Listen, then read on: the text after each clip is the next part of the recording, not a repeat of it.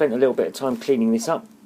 If you ever watched back on the videos where I took it off the bike, you'll remember it was filthy dirty, covered in milky oil, and I've just spent a little bit of time cleaning it all up and completely cleaning up the gasket surfaces with that tungsten carbide scraper. Really good. Took the dowels out, cleaned them up, cleaned all the bolts up.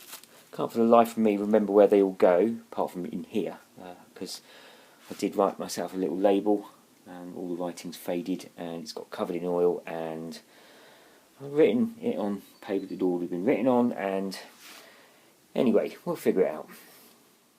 Just need to pop the little gasket or O-ring in there. I did try and get a new seal kit for this, but couldn't find one. I ordered one from a seller that advertised it for all of the VF750Fs, C's and all the rest of it, and then when I got it, none of the seals fit this particular part. They were wrong by a mile, a long shot, and the seller was still convinced it was the right kit. Even when you looked on the packaging, it clearly didn't say VF750F. It was for the C and whatever other varieties of engine come with this bike and all its incarnations. Anyhow, let's get this back on the engine. Let's dig the gasket out first. Actually, yeah, that'll help, won't it?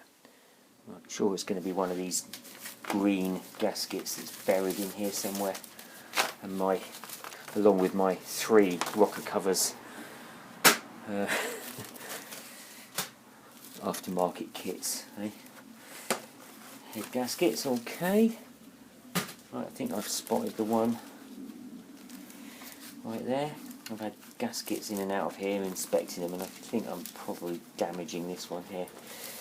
Anyway, that looks like the right one. Let's go and try that.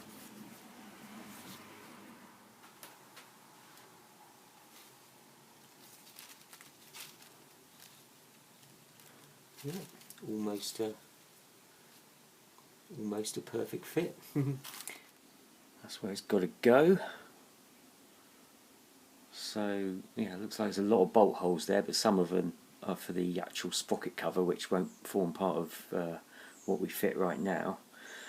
Anywho, I might just give a nip up on those 3 bearing housing bolts there, just to make sure I did do those up. Pretty sure I did, and I need to just scrape off that little bit of RTV silicone where the cases join. Mustn't forget that, because that won't give a seal otherwise. Anyway, let's do that without dropping any of it into the engine.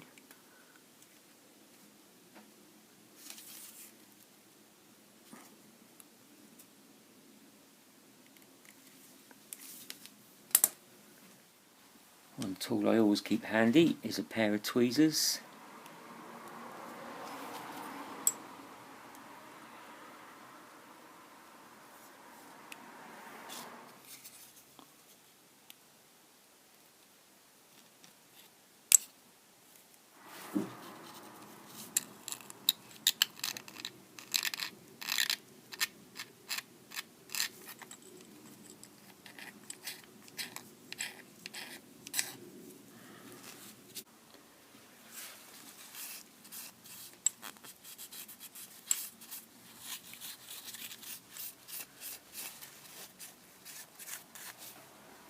A little bit of brake cleaner.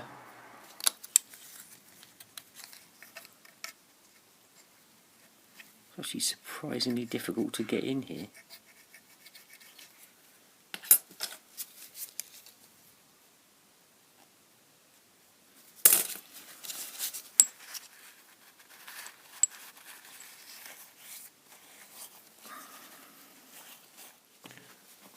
Even though everything has been cleaned thoroughly, as I've put the engine back together, of course, I have been doing things and getting things a bit oily here and there. It's actually external, so that's irrelevant. So there's a tendency for things to get a little bit oily on the surface. It shouldn't really matter, to be honest, when you're just putting when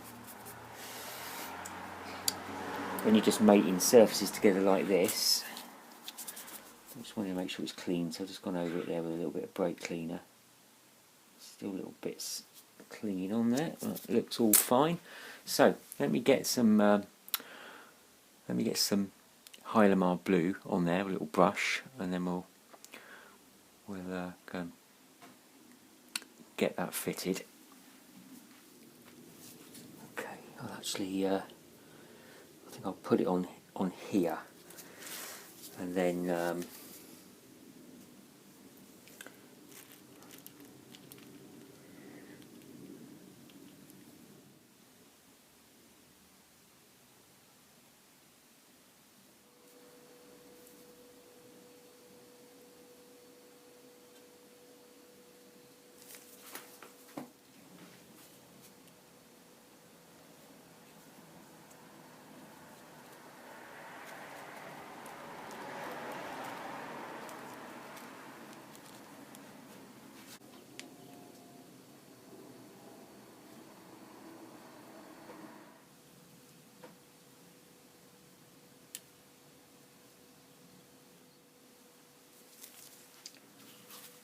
I'm going to put just a tiny bit of, well, red rubber grease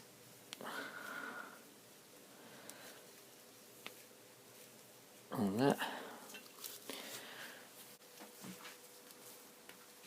Absolutely hate this stuff, but I think half the time it serves a purpose anyway. So let me get this on here. You've got to get that. Hang on a minute. It's clearly got to go over the gear shift.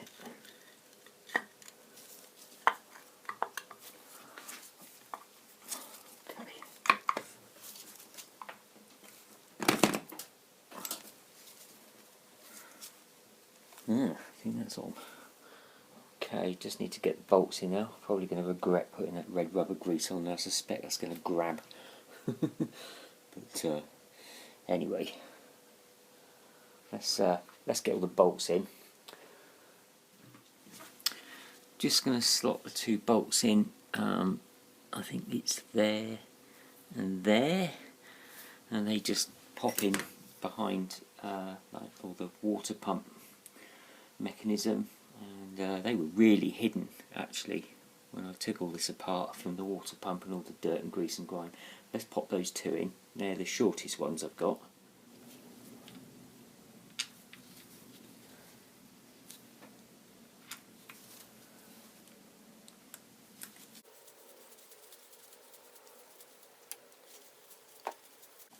No actual torque specs for any of these, just you're probably looking at 15 to 20 newton meters, or just give them a good old-fashioned nip up. I'm going to put all of them in before I torque any of them. The next couple I'm going to put in there, and the one over there, so it's the longest of that bunch that I had, and then the shorter one goes there. I think that's right. Yep, that's it.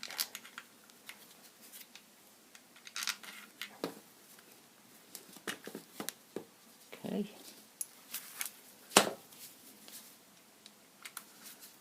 Easier just to put them in by hand to start, really.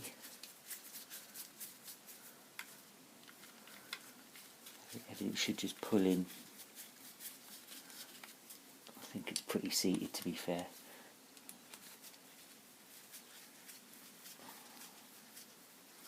Okay, and that is that's all the little bolts.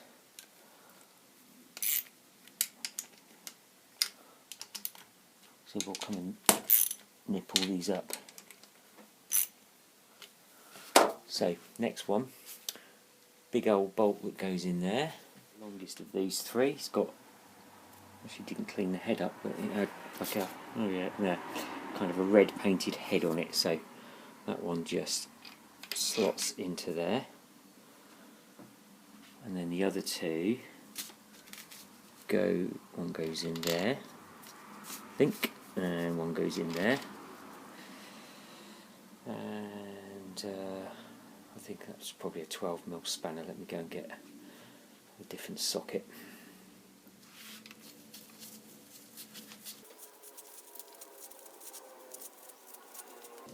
Okay, all of these sit under the sprocket cover, so nothing interferes. They're not in the way or anything like that. They're not.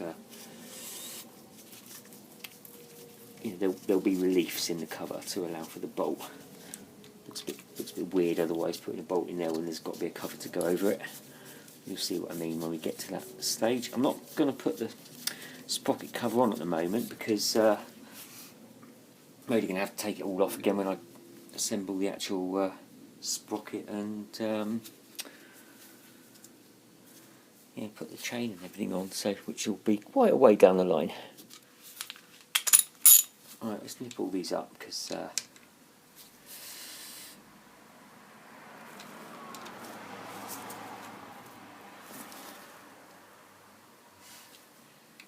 it's always difficult when you've really got a torque spec. It's how much is too much.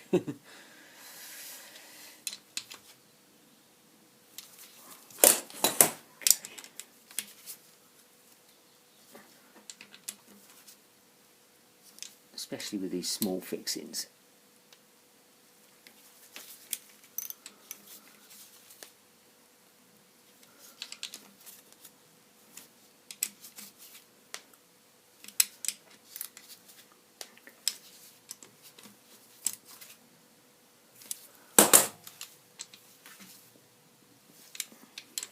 But to be fair, if they're still turning even a little bit and it doesn't feel too difficult, then yeah, they're not over tightened, so that's all sorted. So that's the main shaft bearing housing fitted, and that job ticked off the list.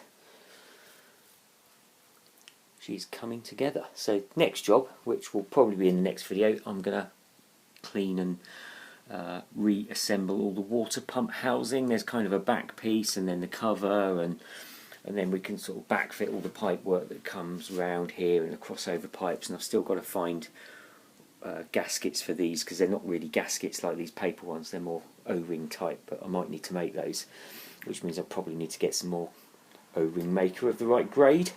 Anyway, she's properly coming together now, almost looking like a complete engine, except I've got to get all the top end on, etc., which is the bit I'm dreading, getting the heads on and doing all the mechanical timing, because that is a bit of a mare on this engine. If you see me take it apart, timing marks on this are a little bit weird, so we will get there. Anyway, next video I will get to the water pump and all the pipe work, etc., and figure out what we're doing there. But until then, if you like this kind of content, please leave a like, a thumbs up, a comment, subscribe, share, all that kind of stuff, and I'll see you in the next video.